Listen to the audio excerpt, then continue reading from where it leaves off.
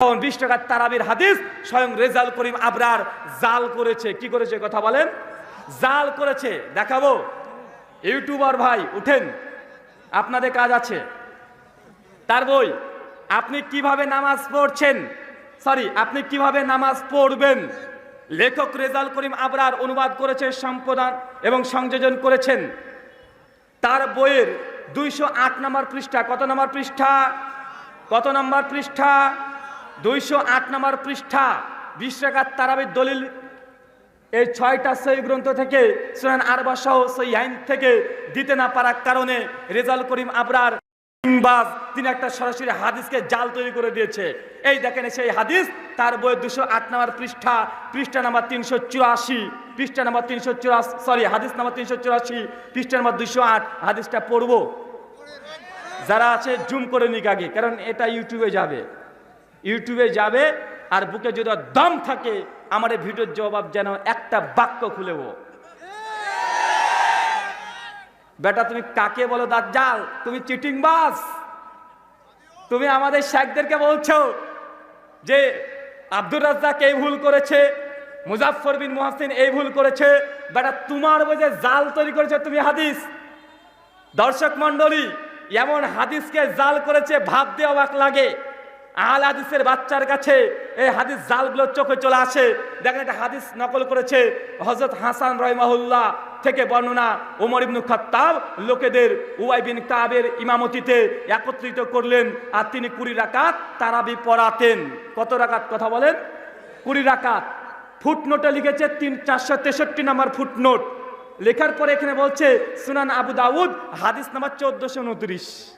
কত বলেন? বলছে ওমর বিন খাত্তাব রাদিয়াল্লাহু তাআলা আনহু উবাই বিন কাবকে আদেশ করেছিলেন তারাবির রাকাত পড়াতে, আর উবাই বিন কাব 20 রাকাত তারাবি পড়তেন। দলিল দিয়েছে আবু দাউদ 1429 নম্বর হাদিস। চিটিংবাজ আবরার এই হাদিস আবু দাউদেই নাই। এই হাদিস আবু দাউদেই নাই। আপনাদের কাছে ইসলামিক ফাউন্ডেশন আবু দাউদ আছে? এখনই 1429 এখনই সার্চ করেন, এখনই দেখে নেন। বৈরত প্রকাশনী আবু দাউদ আছে, এখনই খুলে এখনই দেখে নেন। মাকতাবায়ে শামিলার মধ্যে আবু দাউদ আছে, বেশ 3-4টা নুসখা, ওখানেও নেই। 20 টাকার তারাবির কথা নেই। শাইখ শুআয়ব আরনাউত হানাফিদের বড় মুহাক্কিক, তার সুনান আবু দাউদের নুসখা প্রকাশ হয়ে গেছে। তার মধ্যেও 1429 নম্বর হাদিসে হাসান থেকে 20 টাকার তারাবির কথা নেই। আসলে হাদিসটা ছিল কি জানেন? আবু দাউদ খুলেন এখনই পেয়ে যাবেন। এখানে আছে ইসাল্লি লাহুম ইশরিনা লাইলাতান, মানে ওমর বিন খাত্তাব উবাই বিন কাবকে তারাবির আদেশ দিয়েছিলেন। উবাই বিন কাব 20 রাত্রি নামাজ পড়েছে। কত রাত্রি কথা বলেন? 20 রাত্রি। ইশরিনা লাইলাতান, লাইলা মানে কি? লাইল মানে কি? রাত। তো ইশরিনা লাইলাতান মানে 20 রাত্রি উবাই বিন কাব তারাবির নামাজ পড়েছে। এখন লাইলাতান এই শব্দ কাট করে রেজাউল করিম আবরার সিটিংবাজ ও করে দিয়েছে রাকাতান, মানে 20 রাকাত নামাজ পড়েছে। দলিল দিয়েছে সুনান আবু দাউদ। ও সব সময় বলে যে আমার দাদা উস্তাদ এই, আমার দাদা উস্তাদ এই তাহকিক করেছে, এই তালিক করেছে।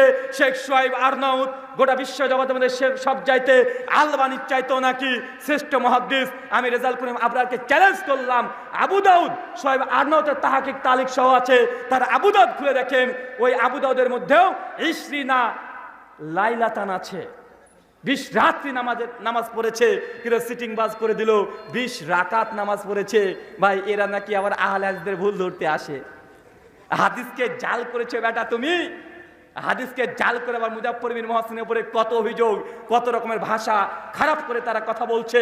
আর একটা হাদিস দেখাবো যে হাদিস জাল করেছে, নির্ভেজাল জাল। চ্যালেঞ্জ করতে পারেন রেজাউল করিম আবরার যদি দম থাকে বুকে, আমার সঙ্গে 5টা মিনিট বসে দেখুকো। ও সবসময় বলে না আহলে হাদিসদের কোন বাপের বেটা নাকি জন্মগ্রহণ করেনি, তার সামনে বসে যেন প্রমাণ করে আরে বেটা আহলে হাদিসের বাপের বেটা কি। আমি নিজেই ওর সঙ্গে 5 মিনিট বসে দেখাতে চাই। ওকে যদি উলঙ্গ করে দলিলের আলোকে ছেড়ে দিতে না পেরেছি, জিন্দেগিতে মুখে মাইক লাগাবো না। এটা আমার গর্ব করা নয়, এটা আমি অহংকার করে বলছি না। আমি তার সম্পর্কে তার গবেষণা, তার বক্তৃতা, তার আলোচনা শুনে স্টাডি করেই বলছি রেজাউল করিম আবরার সিটিং বাজও কাকে খেলা শিখাচ্ছে, আর ওই ফিল্ডের অনেক পুরাতন খেলোয়াড়, আমরা অনেক পুরাতন খেলোয়াড়। ইখতিলাফি মাসলা নিয়ে 2015 থেকে কাজ করে আসছি, 2019 পর্যন্ত ইখতিলাফি মাসলা নিয়ে আলোচনা করেছি। গলিতে গলিতে চ্যালেঞ্জ দিয়ে মুকাল্লিদদের অনেকগুলো বাহাস নজর আমার আছে, আপনারা দেখেছেন। তারপরে 3 বছর আমি আলোচনা করি ইখতিলাফি মাসালার উপরে, কিন্তু রেজাউল করিম আবরার যে সোশ্যাল মিডিয়াতে আহলে হাদিসদের মাসালাকে নিয়ে উল্টোপাল্টা মন্তব্য, আহলে হাদিসদের শাইখদেরকে বিরূপ মন্তব্য করছে, এর জন্য আবারও ওই পুরাতন দিনের আলোচনাগুলো নতুন করে আলোচনা করার সুযোগ করে দিচ্ছে। আসেন তার বই পৃষ্ঠা নাম্বার 95, কত বললাম 95। রেজাউল করিম আবরার যতগুলো বক্তৃতা শুনেছি সবচেয়ে বেশি আলোচনা করে হাত কোথায় বাঁধবেন এটা নিয়ে। কি বিষয় নিয়ে? হাত নাভির নিচে না নাভির ওপরে। একটা আলোচনা শুনিয়ে দিই, নাহলে শান্তি পাচ্ছি না। একটা আলোচনা শুনিয়ে দিই রে বাবা, নচেত কেমন কেমন যেন লাগছে আলোচনা না শোনালে। আরে বাবা, আপনার এখানে তো নেটও নাই, কিভাবে যে শোনাই? তাহলে নেটও নাই, মানে আলোচনাগুলো শোনানোর প্রয়োজন ছিল। তবে নেটগুলো আমি অন করছি, যদি পাওয়া যায় তো রেজাউল করিম আবরারের ভাগ্যটা খারাপ, আর যদি না পাওয়া যায় তাহলে ওর ভাগ্যটা বেশ ভালোই। তো যাই হোক, এখানে নেটে যুক্ত হচ্ছে না। তো যাই হোক, আমি সংক্ষিপ্ত বলি। সবচেয়ে বেশি আলোচনা করছে কি নিয়ে? বুকের উপরে হাত বাঁধতে হবে না নাভির নিচে। কিছুদিন আগে কখনো এইভাবে, কখনো এইভাবে, কখনো এইভাবে আলোচনা হাত বাঁধে। ভাই দেখিয়েছি কি? দেখাই না, কথা বলে। ওই বক্তৃতার মধ্যে বলেছে যে আহলে হাদিসের কোনো ব্যক্তি যদি দেখে দিতে পারে বুকের উপরে হাত বাঁধা, কোনো এক সাহাবী হাত বেঁধেছে, তা নাকি সে আহলে হাদিস হয়ে যাবে। সত্যি যদি আবরার তুমি চিটিংবাজ না হয়ে থাকো, আমরা দলিল একাধিকবার দিয়ে দিয়েছি। ইমাম মুনজিরির কিতাবুল আউসাত থেকে 2য় খণ্ডের মধ্যে আলী বিন আবি তালেবের আমল বর্ণনা আছে। সাহাবী আলী বিন আবি তালেব তিনি আলা সাদরিহি বুকের উপরে হাত বেঁধে নামাজ পড়তেন। আমি এর আগেও দেখিয়েছি। এখন পর্যন্ত আহলে হাদিস হয়নি, তাকে চিটিংবাজ ছাড়া কি বলবেন? ও দেখতে চেয়েছে একজন সাহাবীর। আমি আলী বিন আবি তালেবের আমল দেখিয়েছি, সহিহ সনদে দেখিয়েছি। হয় এই হাদিসকে জাল প্রমাণ করো, জয়ীফ প্রমাণ করো, নচেত তুমি যেমন কথা বলেছো তুমি আহলে হাদিস হয়ে যাবে, তো আহলে হাদিস হয়ে যাও, বুকের উপরে হাত বেঁধে নামাজ পড়ো। এটা খুব কঠিন কাজ না, তোমার বউ বুকের উপরে হাত বেঁধে নামাজ পড়ে। ও বলছে আহলে হাদিসের কোনো বাপের বেটা নাকি জন্মগ্রহণ করে নিজের সঙ্গে বসতে পারবে আর ওর মাসালাকে ভুল প্রমাণ করবে। আরে ভাই, বাপের বেটা কি? আমি জবাব কালকেও বলেছিলাম যে বাপের বেটা দরকার নেই। তোমার বাপ একটা জন্ম দিয়েছে, তোমার যে বোন আছে তোমার বোন তোমার মাসালাকে ভুল প্রমাণ করে দিয়েছে। মানে এই জবাবটা বুঝতে পারিনি মনে হলো। আমার সূরা ফাতিহা শুদ্ধ হয় না। আমি রেজাউল করিম আবরার সহ গোটা হানাফিদেরকে বলবো, যারা আমার ফাতিহা নিয়ে, আব্দুর রাজ্জাক ফাতিহা পারে না পড়তে সঠিকভাবে, ব্রাদার রাহুল পারে না, ঘুরে ফিরে ওই গর্তে পা দেয়, আমি তাকে আরবি মাকতুতান পড়তে দেবো 1 পৃষ্ঠা। যদি বাপের বেটা হয়ে থাকে আমার সামনে 1 পৃষ্ঠা মাকতুতান আরবি পড়বে। মাকতুতান আরবি বুঝেন? মানে ইমাম বুখারী সহিহ বুখারী নিজের হাতে লেখা, জাবাজের পেজ তো দূরে কথা, নুকতাও নাই। কথা বুঝেন নাই ভাইজান? তাফসিরে জারির ইবনে তাবারি, ইমাম তাবারি যখন আরবিতে তাফসির তাবারি লিখেছিল, জাবাজের পেজ তো দূরের কথা, নুকতাই নাই। কোনটা সিন কোনটা শিন আপনি বুঝতে পারবে না। 1 পৃষ্ঠা পড়ে দেখাও। কিছুদিন আগে আমার সঙ্গে একজন হানাফি মুকাল্লিদ আমার ফেস টু ফেস জানতে চাই জনতা প্রোগ্রাম করছিলাম, একজন উঠে চলেছে আমাকে, আমি আরবি পড়েছি, একটা হাদিসের ইবারত পড়েছি, আমার ইবারত মধ্যে একটু ভুল হয়েছে, ওটার পিছনে দৌড়তে শুরু করেছে। আমাকে হচ্ছে আপনি আরেকটু পড়েন। আছি ভাই আমার যতটুকু দরকার ততটুকু পড়ে ফেলেছি। বলছে আর একটু পড়েন। আছি বেটা তুই যদি আরবির এত পণ্ডিত হোস, সংসারটা মাকতুতান আরবি বের করেছি, মানে মুসান্নাফ ইবনে আবি শাইবার হাতে লেখা নুসখা, মানে হাতে লেখার আছে 1 লাইন পর, 1 পৃষ্ঠা না, 1 লাইন পরে অনুবাদ কর তোর বাপের যদি ক্ষমতা থাকে। ও বেটা ওখানে কাত, কারণ তুমি আবার বলছে যে নেড়া আরবি পড়তে পারবে না, জাবাজের বিহীন আরবি পড়তে পারবে না। আরে বেটা, জাবাজের পেশ যেমন পরে সংযোজন হয়েছে, এই নুক্তাগুলা কি আগে ছিল না পরে সংযোজন হয়েছে? কথা বলেন। নুক্তাবিহীন যদি আরবি দিই, রেজাউল করিম আবরার কেন ওর 14 গোষ্ঠী শুদ্ধ 1 লাইন পরে অনুবাদ করার ক্ষমতা নাই? এটাই বাস্তব, পারবে না।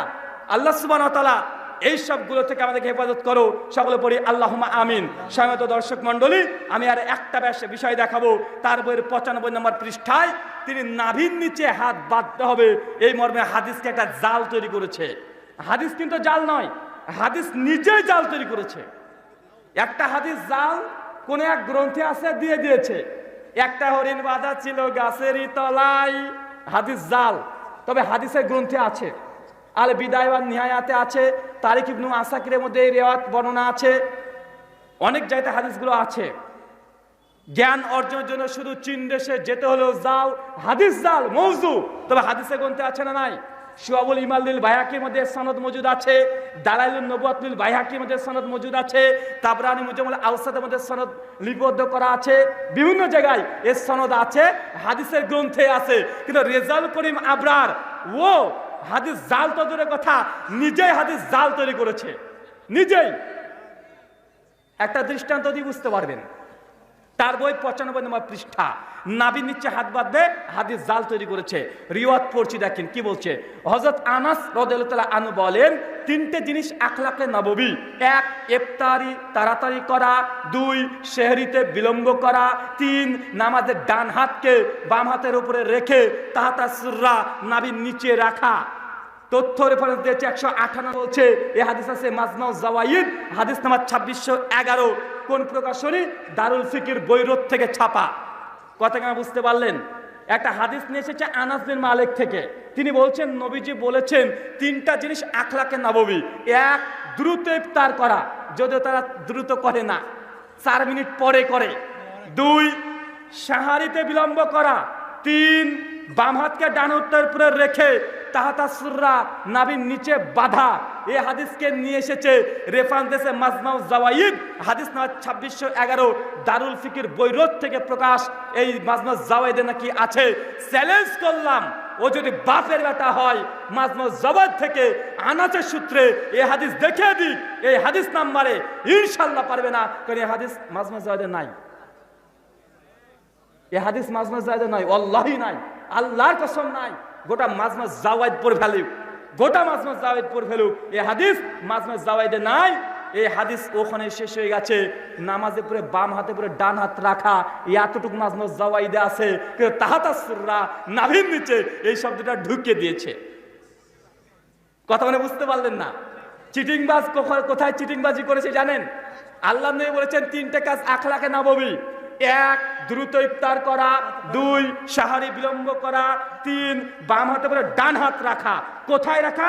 হাদিসে নেই, কিন্তু চিটিংবাজি করে তাহাতা সুররা নাভির নিচে, এটা রেজাল্ট করে আমরা নিজে ঢুকিয়েছে। আমি খুব কষ্ট পাই, ওর বিষ্ঠে মরে যাওয়া উচিত ছিল। বেটা আহলে হাদিসের জেনারেল ছাত্র, তোমার বইয়ে জাল হাদিস তৈরি করেছে, ধরে ফেলেছে। তোমার যদি লজ্জা থাকে, শরম থাকে, ঘৃণা থাকে, কালকে কচু গাছের ডালে আগে তুই গলায় দড়ি দিয়ে মরে যা, বেঁচে থাকার কোনো ইখতিয়ারই নাই।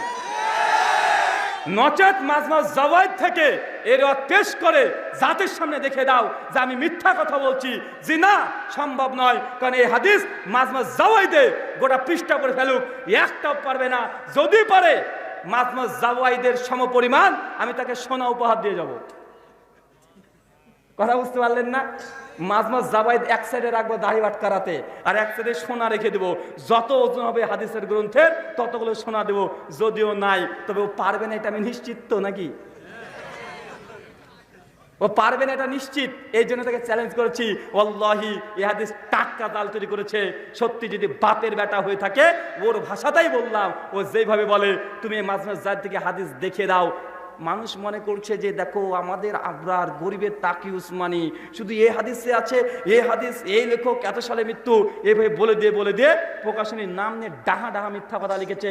আল্লাহ সুবহানাহু ওয়া তাআলা তুমি তাকে হেদায়েত দান করো, সকলে বলি আল্লাহুম্মা আমিন। সম্মানিত দর্শক মণ্ডলী, আমি এই জন্য বলেছিলাম যে আমার সঙ্গে বিশেষ করে ইখতিলাফি মাসালা নিয়ে তারা বসতে চায় না। তার মূল কারণ যে তাদের এই বইগুলোতে কোথায় কোথায় জালিয়াতি আছে। এগুলো আলহামদুলিল্লাহ গবেষণা আমাদের কমপ্লিট আছে। আমাদের শেখ যারা আছে তাদের বই পড়ার প্রয়োজনই মনে করে না। আমাদের শেখ তারা এইসব বই পড়ার প্রয়োজনই মনে করে না, কিন্তু তাদেরকে ঠেকানোর জন্য আমরা যথেষ্ট। আল্লাহ সুবহানাহু ওয়া তাআলা এই কথাগুলো বোঝার তৌফিক দান করো। সকলে পড়ি আল্লাহুম্মা আমিন। সম্মানিত দর্শক মণ্ডলী, গভীর রাত্রি হয়ে গেছে, আর আলোচনা করছি না, নিজ নিজ বাড়িতে গিয়ে